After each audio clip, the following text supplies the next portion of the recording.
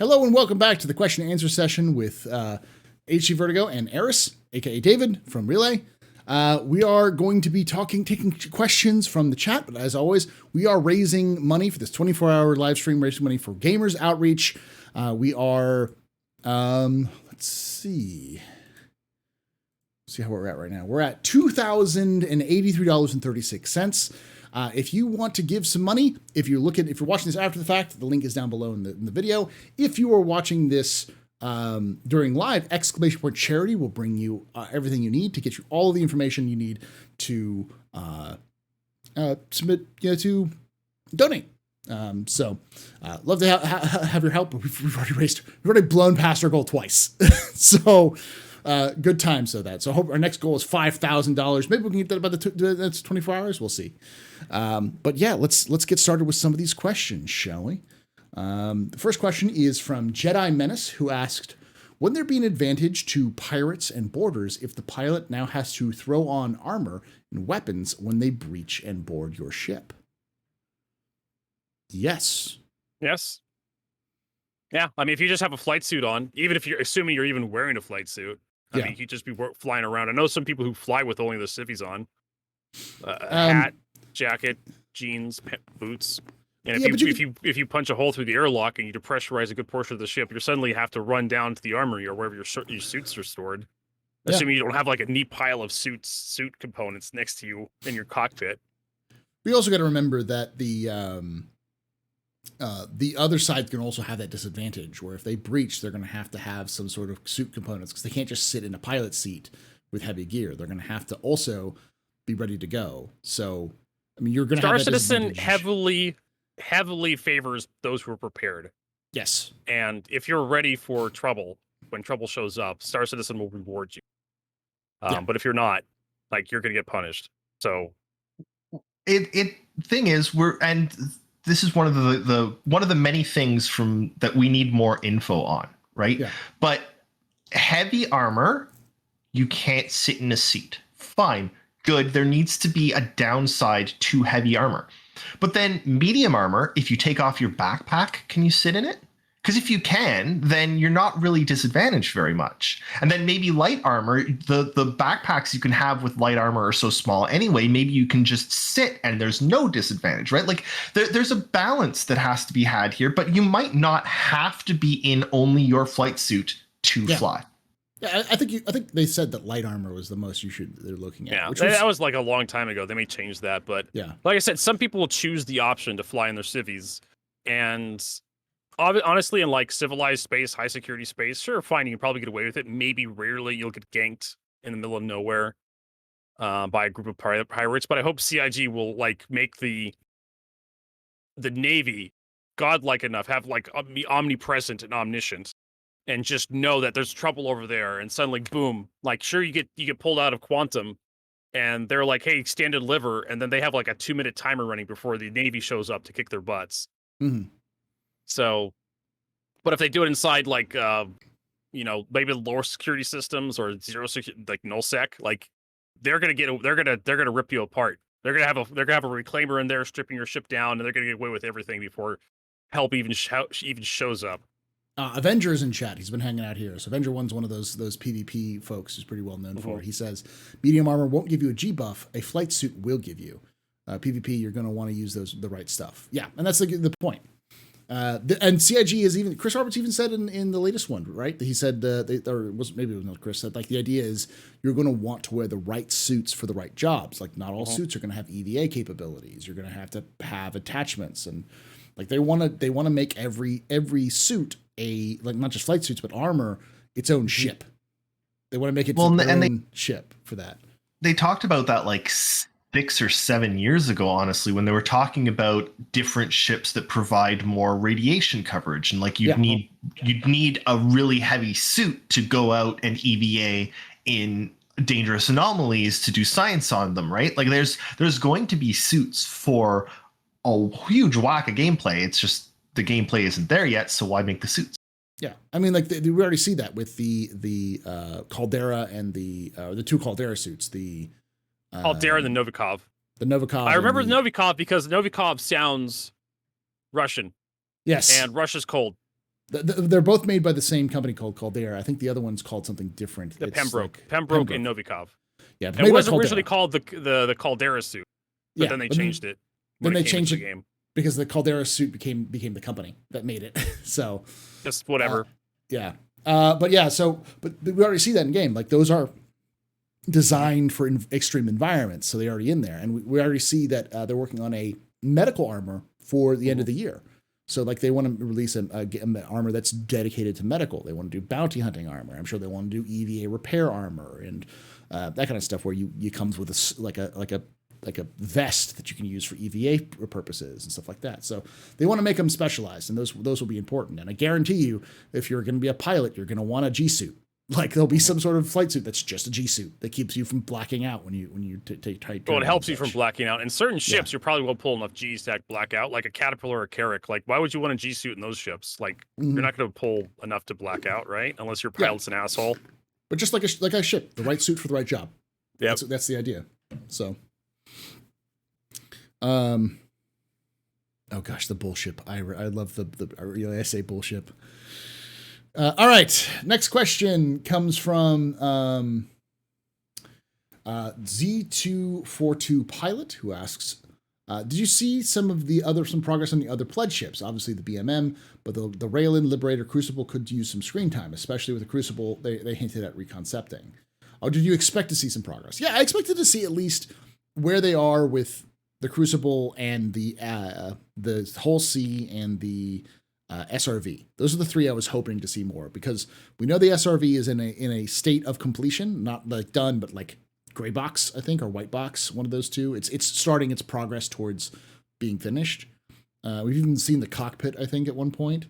And the Hull C is done because it was getting its glow up pass for Squadron, and it's now done. And the Crucible is at least in a concept phase, so seeing maybe some initial sketches of the Reese concept would have been nice. We may still see those. We may see those at IAE, because they'd like to do those little videos for IAE as well. Like oh, what about this ship? That kind of thing. So they'll do some talks about that at IAE. So who knows? John Madden. John Madden. Love that one. Base Alpha. I'm honestly confused that they didn't show us the BMM. Like at the beginning of the year, they showed us multiple updates on like white box and gray box of the BMM, and we haven't seen it in a while now. I thought they might be saving it for CitizenCon, but nothing. Yeah, it's just weird. I think they're saving it for IAE because that's the big ship show. So that's my guess. Vertigo, what do you think? Were you expecting any ships that didn't show up? No, I wasn't really expecting much. For the Intergalactic Aerospace Expo, usually they sell something like a big ship and a small ship. Oh yeah, there was a ship that's supposed to be. There's a ship that's supposed to be ready to fly that they're finished. Like the second when I saw the Spirit wasn't ready to fly, I'm like, that flight ship's going to come in IAE. It's a 318 ship. Yeah, it's going to be a flight ready ship because they had a drivable ready ship for CitizenCon. You know, the Grey Cat Steve. The Steve. And so they'll probably they always have at least two ships for Intergalactic for the anniversary sale, November 20th. A big ship and a small ship. And I think we'll have three ships because we'll have the Vulture, the Corsair, and then this mystery ship. Plus, they've also said. So you're saying that the Corsair and the Vulture are going to show up for the IE? Oh maybe. Yeah. So you think the mystery ship may be another Drake ship? Could be, because there's also a variant that's coming out, and we also saw that sneakily peekly of that Drake, the mule crane that they showed off in the that thing. Yeah, so I could easily see that being the mule crane being the variant we get. They said a ship. That was for those of you who don't know, it was part of like the when they were showing off the underground facility stuff. They showed a 6-axle crane. It just was that a crane? Yeah. I'm not gonna lie, I saw that and I honest to God thought that was a mule with a size 7 gun like the Starfighter. I thought it was a mule with a size 7 gun strapped to it. Oh my God. The Drake cannon, like like a Drake artillery piece based out of a mule. Drake howitzer. Yes! That sounds like that is honestly so flippin' Drake. Like, just take the biggest, stupidest gun and just put it on the smallest, tiniest thing you got. That's good enough. That's my dream. That's my dream ship is the mule technical that you just put a size 5 on the back of a mule and fire it, and the whole thing made sense to me. I would love for CIG to create something like that. A technical for pirates. Just it's a Drake. It's a Drake ground vehicle similar to the Cyclone. It's just got this stupidly big gun on the back of it, and you try to fire it and it just knocks everything around. Just the suspension goes nuts, and you can't hit anything. Yeah. It's like an orc war truck or something. Yes. It's more DACA. It's more for show and terrorizing your target than it is actually effective. Yeah. That would be so good. I want it. I do too. There you go. Yeah. 2 out of 3 streamers want Star Citizen wants CIG to build something stupid for them. All 3. You don't want something stupid? I want Squadron 42. Squadron 42 is not stupid. Don't call What's the stupidest thing you want? Quick. What's the stupidest thing you want? Because I know what mine is. I want something that is absolutely pointless. I want a anvil ship that is just the railgun from the Idris. Okay, that's what I want. Just long, thin railgun, couple point defense turrets, no hanger.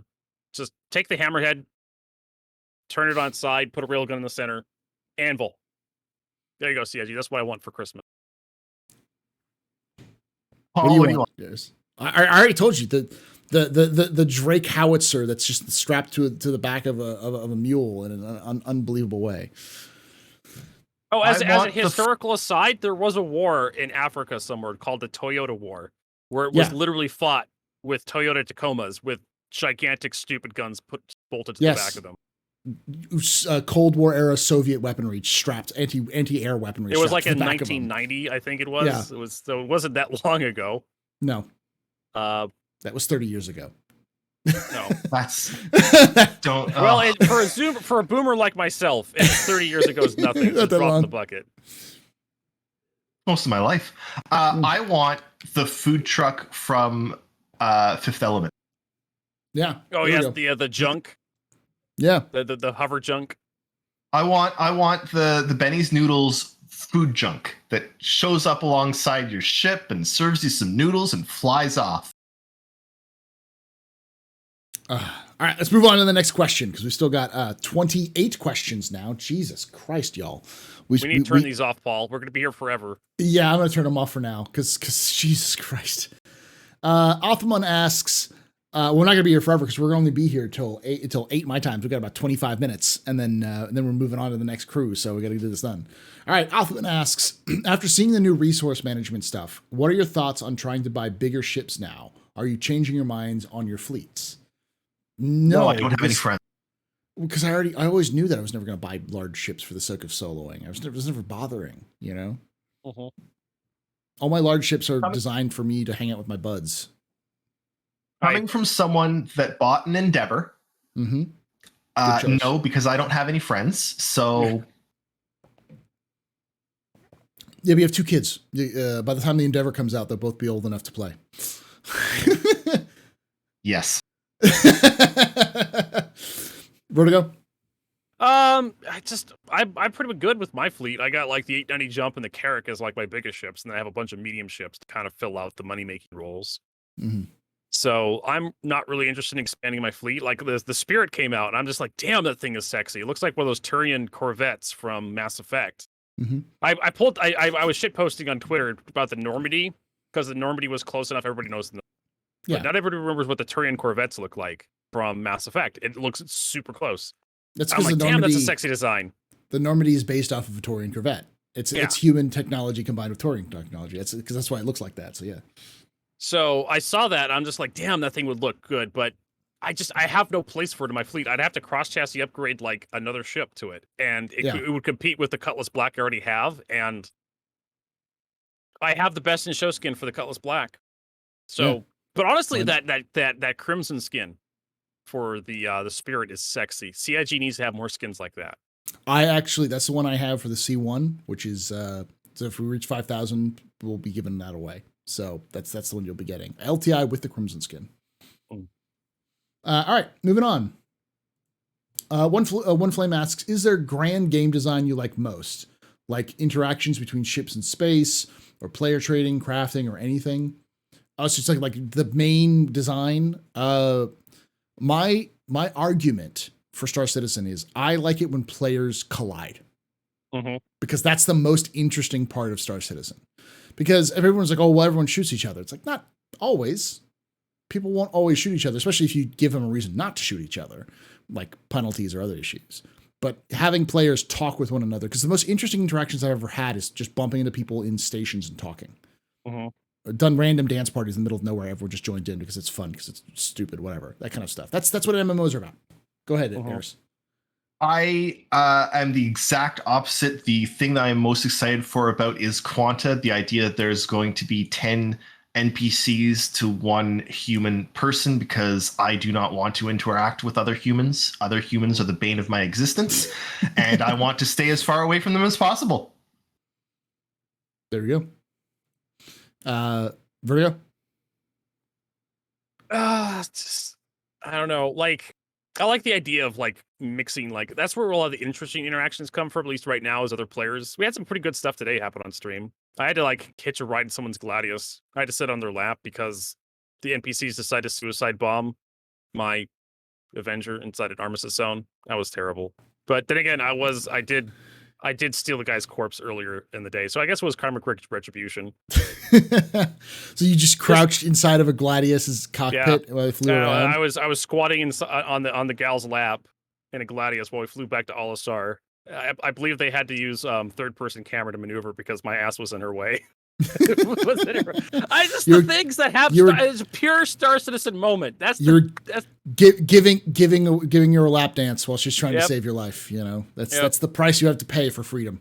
After I molested her corpse in front of her, just at Grim Hex. It was just, hey, I remember you. You were the only in Star Citizen. Only in Star Citizen. Star Citizen moment. Yeah. That's going to be taken out of context. I'm sure. Don't worry, folks. This is for the children. We're raising money for a children's hospital. Oh God, it's still a video game. It's still a video game. I'm only naughty inside video games, folks. In real life, I'm actually very, very, very, very nice, very, very, very funny. All right. So let's move on to the next question. Because we've got 28 to go, 27 to go to now. Not entirely a question, but are you aware that YouTube? Oh yeah, I'm going to do that. After seeing, yes, for those who are on YouTube, it will not show up here because this is not set up to show YouTube chat, but I do see it on my end. So I do see everyone who's posting on YouTube and Twitch on my end, so I can kind of interact with both of them.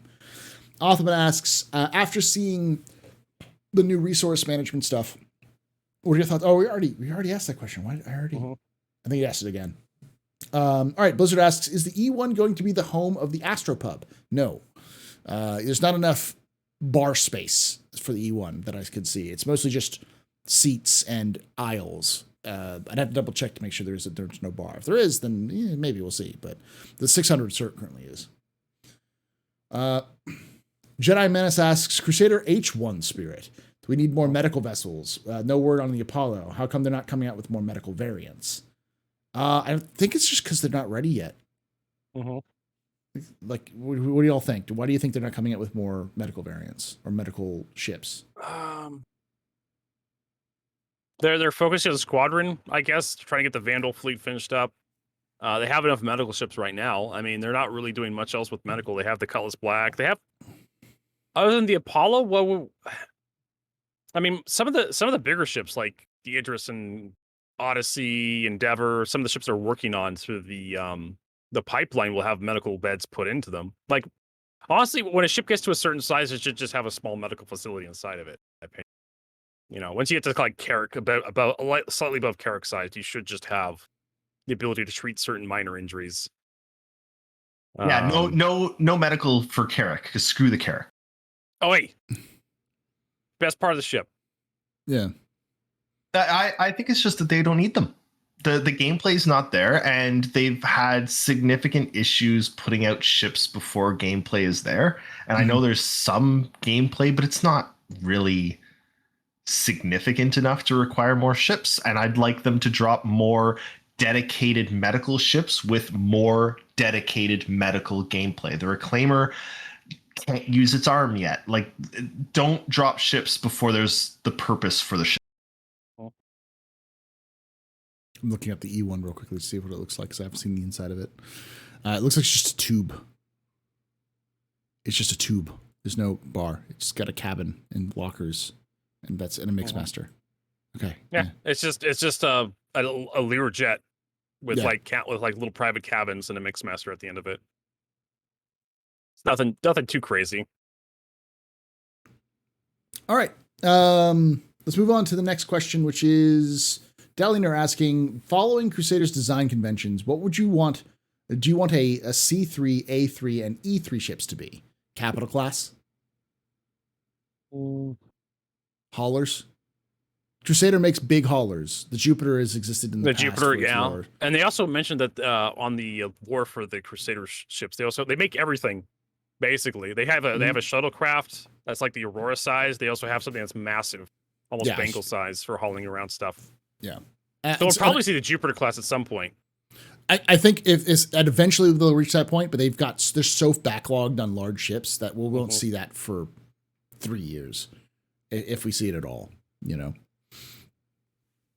there needs to be a Hull E competitor. Yeah, and that's Crusader's thing. So like the Jupiter Hull E, this is similar to the Crusader Jupiter, which was originally designed to haul their shuttles to market, would be perfect. And apparently the Army has a bunch of them that they use to transport entire like brigades in lore. So it's like something that's big enough to haul in like 40 plus tanks plus their crew and equipment and weapons should be big enough to haul like Hull E levels of gear. Here's a question for you, Paul, because you're much more versed. Yes, that's a pun. In the lore than I am. Terraforming of planets, is that done? Like, are there terraforming ships, or is it like stations? They're teleporting stations, and those are dragged around by ships. Yeah, they're dragged around by ships. Or they have engines on them, but they are often too big to fit through the jump points, so they have to be assembled in situation. Yeah. So there needs to be something that builds those in space. So I like that. All right. Next question comes from Shempasta, who asks, "Do you feel CIG will redo the Freelancer?" We talked about this. Yes. They have to. They'll update it. The interior's out of date. Entirely it is the worst. It is the most out of date ship in the game, barring the Retaliator. Connie. Even the Connie is better designed inside. Like I don't know which one I've been in. The basic Andromeda, the basic Andromeda and the Aquila are both really old. Like the Freelancer, I think, is older than the Connie though, because the Connie was updated in fairly recently, whereas the Freelancer was not updated. It was last updated in like 2016. So, and people are saying Starfarer, but Starfarer is, we know that the difference is Starfarer that is getting touched up. They said you can see out of the Starfarer. You can look out of its cockpit. The Freelancer is like it's like you're wearing like Mandalorian armor or something. You can't see crap. Yeah, there's a lot of wasted space with the Freelancer for what it's supposed to do, which is its role changed since it was originally introduced. So, just like the 300, the Freelancer is getting the 300 treatment, especially with the Spirit released.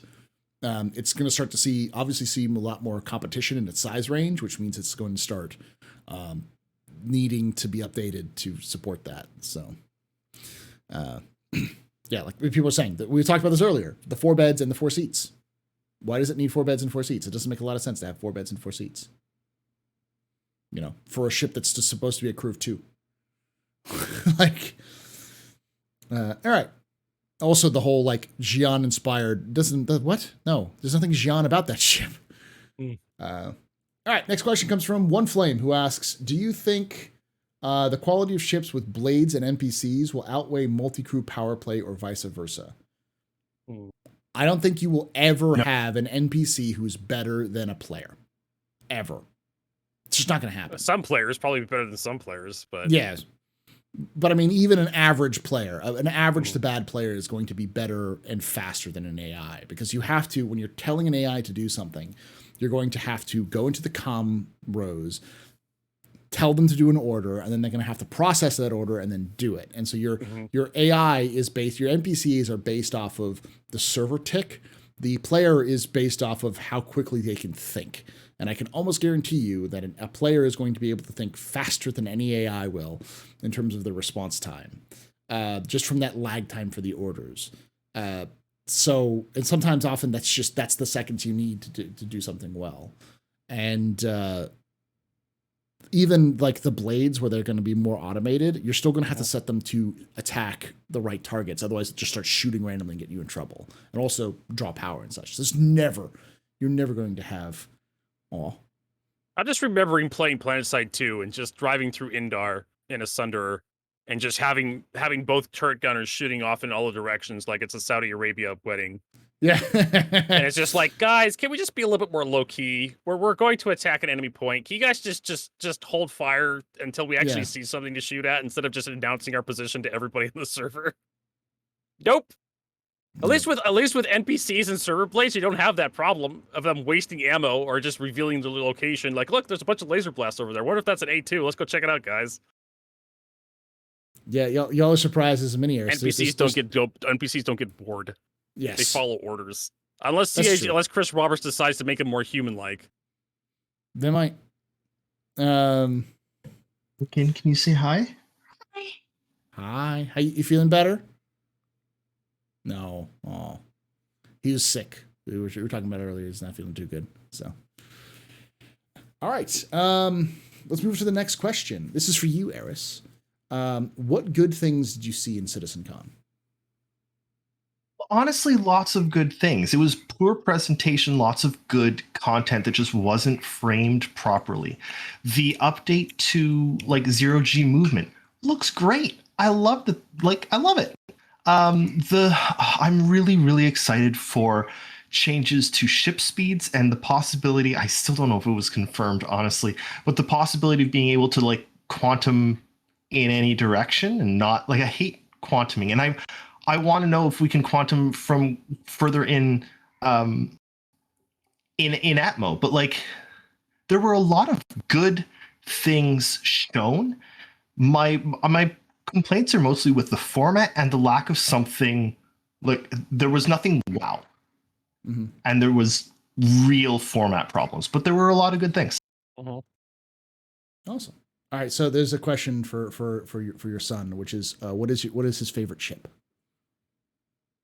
Nikin, what's your favorite ship?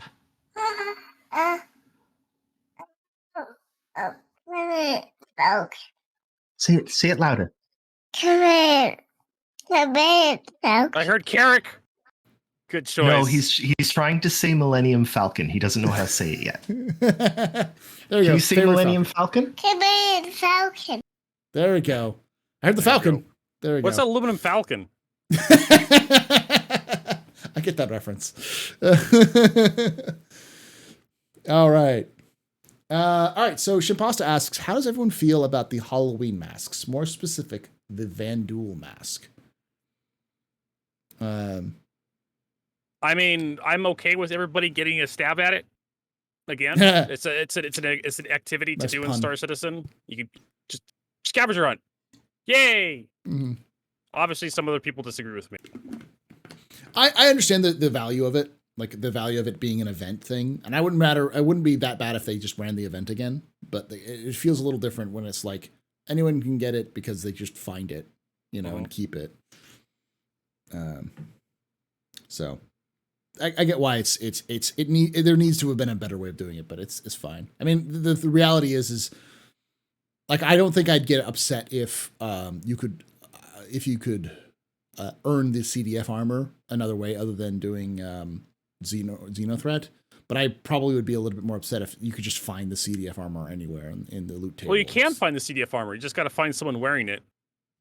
Yes, but that's different. That's effort compared to like just finding it in a loot box.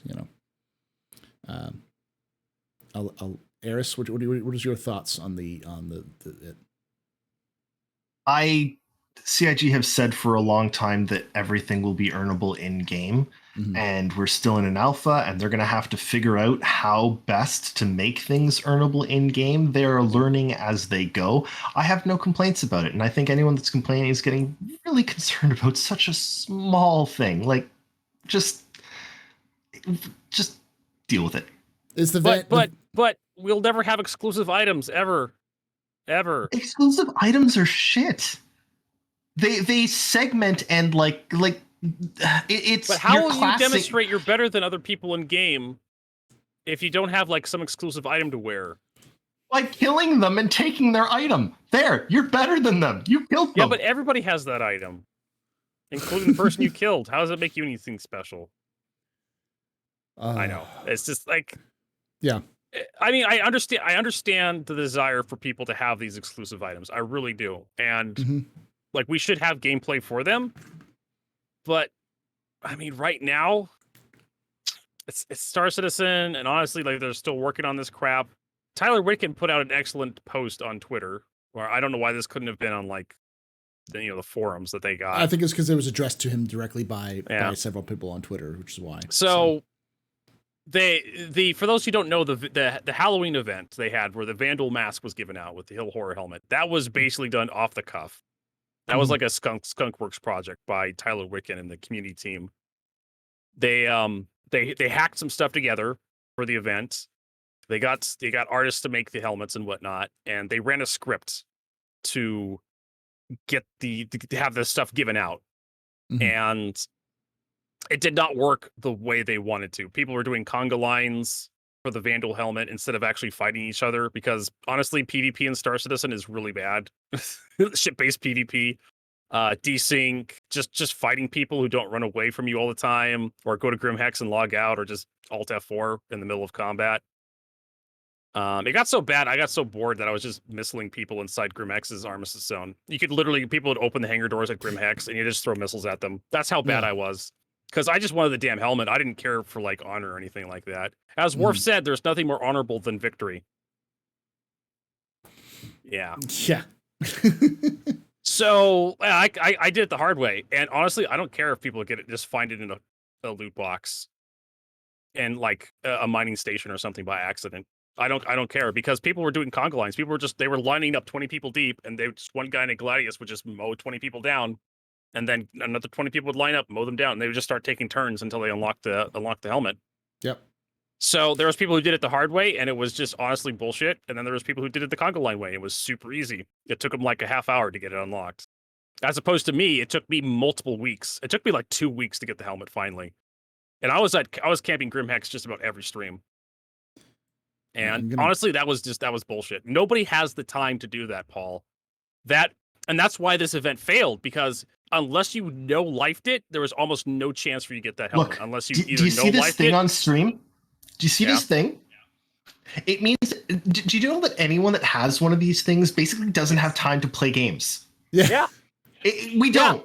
Okay. You have a great dichotomy or like division between me and Eris here. Yeah. That I play Star Citizen way too much. He's got no time for it. Yeah. So we need events and stuff that take into account both styles. People who don't life it, and people that have no life. I set my spawn point to Orison for the Siege of Orison so I could try it, and then I reset my account because I don't have enough time in my life to reach Atmo from Orison. Yeah. Oh yeah. And that's honestly, I would have done that too for the Siege of Orison, because Orison is just a pain in the butt to leave and get into. The commute is awful. You do the Siege of Orison event, and then you just reset your account and just set to where you want to spawn from now on. Once you're done with the siege. All right, let's move on. We've got about 10 minutes, and I've got a lot. We've got 15 questions to go through. Some of them are going to be pretty quick, rapid fire, though. For instance, was the STV a variant of the beloved ship? No, this STV is a Steve. It was the ground. It's the Grey Cat Steve. It's the new utility vehicle, similar to a Cyclone. It's not a variant. There's still a variant that's coming out, and it's not a ship. The utility, the UTV, yeah. And the Grey Cat PTV is being redone. We saw a concept of that thing too. Yeah. Hopefully, it doesn't get any bigger, because we're going to have to re-answer the question. If they change the size of the PTV, I do not want to answer the stupid question of what does a PTV fit into and how many PTVs can you fit into X, Y, and Z. Yeah. Yeah. We've already done the math on that one. We don't need to do it again, CIG, please. Okay. UTI. You know what a UTI is? Okay. Yes. Blizzrad. It's a urinary tract infection. You go to the hospital for that. No. People can die from UTIs. I've heard of people die from UTIs. So. UTV, yes. Utility vehicle. I should get my hat out that says IBS. It's like Industrial Bolt and Supply Company. Yeah. Well, I love the hat. It just says IBS on it. That's all it says. I get funny looks at me when I ride into like the bus or something to like an event. Why are you celebrating IBS, bro? Oh. It's a global problem that more people should talk about. I'm gonna get the damn hat and put it on. Hold on. All right. So I'm gonna try to get through as much as possible. Can combat, salvage, mining, and hauling ships and game loots be economically balanced? It seems like the industrial gameplay is going to be tedious. No, screw balance. We don't need everything balanced so that everything takes the same amount of time and everything is worth the same amount of time. Let's have interesting gameplay for each one and screw the balance. And some people are going to enjoy the tedium. There's such thing as the power wash simulator. It exists in reality. People enjoy it. People have fun with it. Yep. I enjoy colony sims is one of those things I really enjoy. And colony sims are tedious because you're managing people's like moods and you're trying to go through a lot of things, and survival games can be pretty tedious. Like what was that? Surviving Mars? Did you play that, Paul? You like that? Yeah, it was good. I enjoyed it. Like those things are great, but they require a certain type of mindset. And Star Citizen's a game that's being built for multiple different people. So the answer is generally, if you do not like a gameplay style, just don't play it. There'll be other ones that are less tedious for you. Try the next gameplay style. Yeah. There's just more stuff for you. And that's the glory and the downside of Star Citizens, that people said, the salvage looks boring. It's like, cool, then go to combat. Yeah. Like the combat's always going to be more exciting than salvage. It's not going to be as exciting as it is today, or it might still be, but I really do think that a lot of orgs, even PvP orgs, are going to have like an industrial arm just to like help pay the bills. Yeah. Just get people mining, salvaging. Salvaging would actually, like, if they can outsource salvaging to like another company and they just get a cut of the salvage from their wrecks and whatnot, that'll probably help them continue to fight. If you want to be a real military org, you're going to need all the things that a real military has, like supply lines, logistics, refueling. Like logistics is, I'm not going to bring present day into it, but logistics is what wins or loses wars. Yeah. And it's logistics is the thing. I mean, think about the most recent pandemic, like, and how logistics broke down and everything became more expensive. Like those are it's not just a combat thing; it's everything thing. You're going to need more help, and that's one of those things where I know people don't like to hear me saying this, but this is an MMO. There will be soloable stuff, but when you start getting to the higher ends of gameplay, you will not be able to play this game alone. You're going to have to get help, and AI just won't cut it after a while. You're going to need a variety of economic help to do it. That doesn't mean you can't enjoy the game, but it means that you can't like pull out your Orion and expect to be viable 24/7. It's not that kind of game. Say one thing, Paul, because I played some New World. Yes. In theory really liked New World. I played it with my wife. We both liked New World, but then they gated every single instance to a party of 3 or more, and we were playing it together, just the two of us. Yeah, I'm fine if there's things that are really hard for us to do, but don't put artificial gates in there that don't make sense. I don't think there'll ever be artificial gates. Your son agrees. He's shaking his head very, very neatly. Yeah. Do you agree, Lincoln? Yeah. There we go. Yeah, it makes sense. And I don't think Star Citizen's going to do that. I just think Star Citizen's going to make it really difficult and tedious for some people. So, all right. Now, next question from Bucky Tin asks, do you think FPS scanning mechanic that allows you to see enemies through walls, and how can it be balanced for PvP? Don't move. It's just the ping They showed that off in I want to say the Squadron 42 demo. Yeah. You have two different types of pings, and this is it's going to apply to Squadron 42 and Star Citizen. So Squadron 42, whatever. Yeah. And Star Citizen, like they're going to have this whole counterplay gameplay stuff going on with it. You have the short range ping, which just shows off everything in the room you can interact with, and you have a charge up and ping, which can show you stuff through walls. But if you're also lets you show people where you are. If the people you ping have the same equipment you do that allows them to do the ping, they can see you after you ping. Yeah. And so it's audio. You can hear it. You might be able to actually hear the ping. Mm-hmm. Yeah. You hear So I mean, it turns into like we literally had a game that did this already called Blacklight Retribution, which gave you everybody a wall hack by default. Yeah. And it worked all right in that game. Yeah. When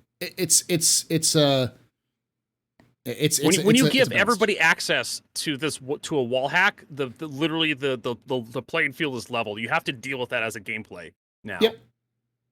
And it just becomes part of the gameplay where you just have to have that item. And in stealth situations, it's obviously you're not going to want to do it, but in like combat situations, you're probably going to abuse the hell out of it. You're going to have like a team of 5 guys just pinging like one after another to see where the enemy is. Once everybody goes loud and starts shooting, like you don't care if the enemy knows where you are. You just want to know where the enemy is. Oh, they're behind that door. Just everybody get your grenade launchers out. It's going to turn into a battlefield. Yeah, anyone who played Battlefield 3, those 24/7 Metro servers, that's basically what it's going to turn into. Oh yeah. All right, so we only have we're already over time, so I'm gonna go try to grab the 3 most important ones that I saw. Yeah. The first one was Volter Epic, who asks, question: what is your guys' favorite Pyro planet?